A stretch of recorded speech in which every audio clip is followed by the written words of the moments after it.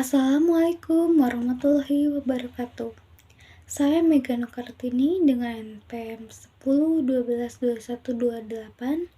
Di sini saya akan menjelaskan tentang analisis jabatan HRD. Di sini saya akan menjelaskan 4 pokok. Yang pertama ada identifikasi tujuan dan ruang lingkup. Yang kedua ada informasi. Yang ketiga ada identifikasi tugas utama. Dan yang terakhir ada identifikasi tanggung jawab. Yang pertama adalah identifikasi tujuan dan ruang lingkup jabatan HRD.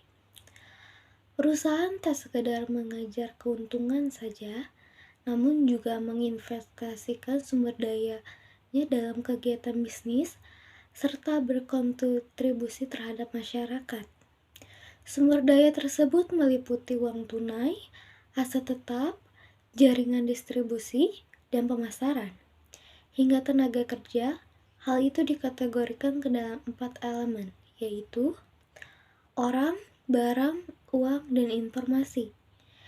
Di antara 4 elemen, HRD bertanggung jawab untuk memberdaya orang secara efektif.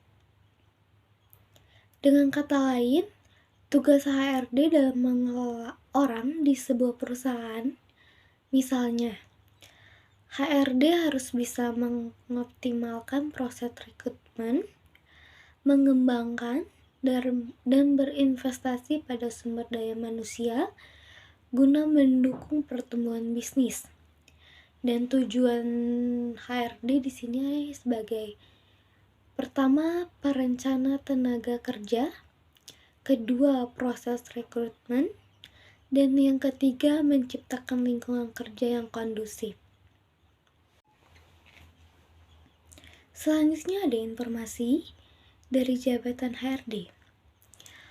HRD adalah singkatan dari Human Resource Development. HRD dapat diartikan sebagai manajemen sumber daya manusia. Sumber daya manusia atau karyawan adalah salah satu aset yang sangat penting dalam sebuah perusahaan. Dengan begitu, dibutuhkan divisi khusus yang bertugas untuk mengelolanya, yaitu HRD. HRD merupakan komponen yang penting dari bisnis apapun, terlepas dari besarnya perusahaan. HRD bertugas memaksimalkan produktivitas karyawan dan melindungi perusahaan dari masalah apapun yang mungkin timbul dalam angkatan kerja. Tanggung jawab HRD mencakup kompensasi dan tunjangan, perekrutan, pemberhentian, dan selalu mengikuti undang-undang yang dapat mempengaruhi perusahaan dan karyawan. Terkadang HRD disebut juga sebagai personalia. Namun pada beberapa perusahaan, peran bidang personalia tidak sama dengan HRD. Dalam hal tanggung jawab, biasanya ruang lingkup personalia lebih sedikit dibandingkan dengan HRD. Dalam personalia berfokus pada pengelolaan yang bersifat administratif seperti data, payroll, absensi, filing dokumen, dan sebagainya. Sementara itu, HRD memiliki tanggung jawab yang lebih besar dibandingkan personalia.